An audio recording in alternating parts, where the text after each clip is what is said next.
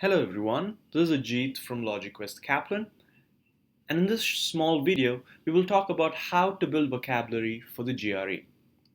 Now you already probably know that the GRE Verbal is intensive in vocabulary, not the kind where they test definitions, but the kind where you're rewarded for knowing how a word works in context.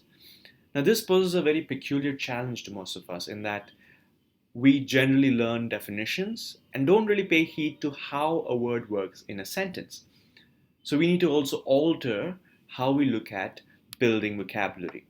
Remember, building vocabulary needs to be a long-term commitment, at least 2 to 3 months is what we suggest, and it has to be done meaningfully. Let's see what that means.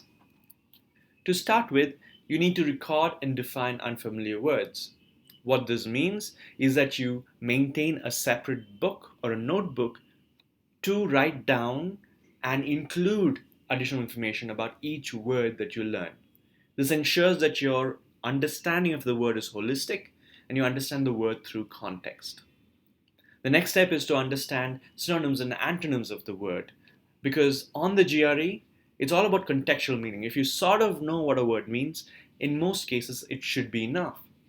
So therefore, putting together words which sort of mean the same thing or mean the opposite of one thing can be very, very useful when you approach the actual GRE. Also, when you see a word that you've never seen before, make sure you find out what it means or how it's used in context. Now, how do you do that? You do that by going to authentic sources where these words have been used.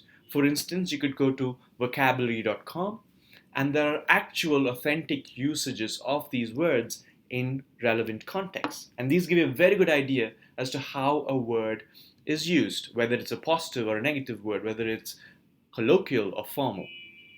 And this sort of information is really, really valuable on the GRE. One way to make your vocab building more rewarding is by looking at word groups. Now, essentially recognize that GRE vocabulary doesn't necessarily dictate that you understand the word for precisely what it is, but rather if you're able to understand and remember what a word sort of means, whether it's a positive or a negative connotation, whether it was a formal or an informal usage, these things can help you pick the answers that are not relevant and also decide on the ones that could probably be true. So the ability to recognize similar words is very, very important on the GRE. And this, learning through groups, ensures that you're able to satisfy that need that GRE has. The easiest way to learn words in groups is to pick up a thesaurus or use an online thesaurus. A thesaurus essentially is a book which consists of words which sort of mean the same thing as another word. For instance, here is a bunch of words which mean criticize or criticism. I've grouped them into one meaningful bucket to criticize or criticism. And by understanding this, if I am able to remember some of these using mnemonics or by associating them with words and the negative connotation, I will be able to answer questions which are even quite difficult. Yet another way to make vocabulary building more meaningful and entertaining is by understanding the Greek and Latin roots. Many of the words in English, especially the GRE kind of words, are derived from foreign sources, especially Greek and Latin. By understanding the core or the package in which the meaning has been derived in the English language, it becomes very simple for us to connect those words with other words which share the same idea. Let me show this to you with examples. Now, the Greek root circum means around. You might have heard of this word or this root through words such as circuit, which means around, a path that is around something, circuitous, roundabout, circumference, like the radius and the circumference of a circle, but a few other words that you may not have heard of. For instance, circumspect. Have you heard of the word spectacle?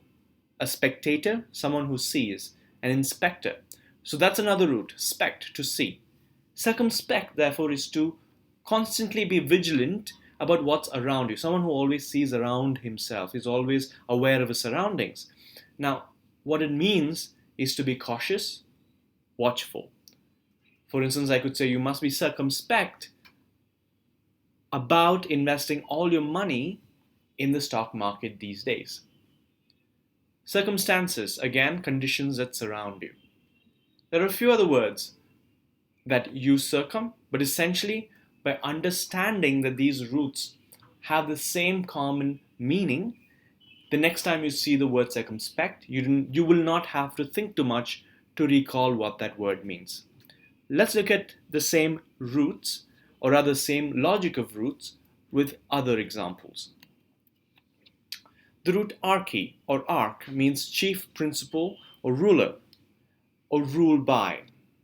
So when something is an anarchy, ana meaning without, it refers to a society or a government without law. An arch enemy is the principal or the chief enemy of someone, like in superhero novels where you have arch enemies.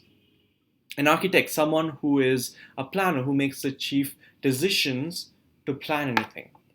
A monarchy, mono meaning single, archy rule, so a single ruler or a government by a single ruler. The person, the ruler himself, is called a monarch. Similarly, there are diarchs, polyarchs, oligarchy, which means ruled by a handful of people, and many other words with the same root. So therefore, the next time you look at a word which has the root archy, understand that it's using this particular root, understand how it uses this root, and you'll be able to remember the word very, very effectively. Another aspect of building vocabulary is to look out for parts of speech. Now, parts of speech, the nouns, the verbs, the adjectives, are useful in the GRE because in particular contexts, when a word that seems familiar to you is used in a part of speech or used in a way that you're not familiar with, you realize or recognize that a secondary meaning is being tested. This helps you identify traps and walk away from it. Let's look at a few examples. The first sentence uses the word precipitate as a noun. It says, as the test tube rested overnight, some precipitate formed. Now here it's talking about something. It's the sediment that is formed in a chemical solution or a chemical reaction. We are aware of this word. Let's look at the second sentence. It would be better to proceed with caution than to take precipitate action. Here the word precipitate is used as an adjective. As an adjective, precipitate means hasty without thinking too much in advance. Now the meaning of that word changes quite significantly now when used as an adjective. In the third instance, the word precipitate is used as a verb. Passage of the resolution could well precipitate rebellion. Now in this case, precipitate means to cause something to happen quite quickly and in many ways, not necessarily in a favorable way. To precipitate rebellion, something that happens quite quickly. You might have also heard of the word precipitation as used to refer to rain. So just this word precipitate, when used in different contexts, in different parts of speech, can take on several meanings.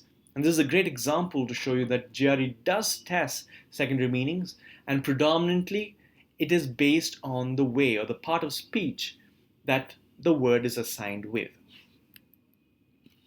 Now what we saw was some of the ways in which we help students build vocabulary in our Kaplan in-person programs.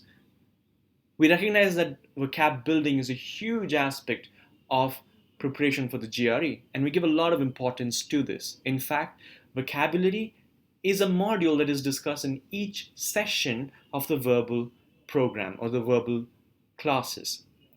And this helps our student really get to their actual potentials and not be stymied or hindered by the fact that their vocabulary isn't strong enough.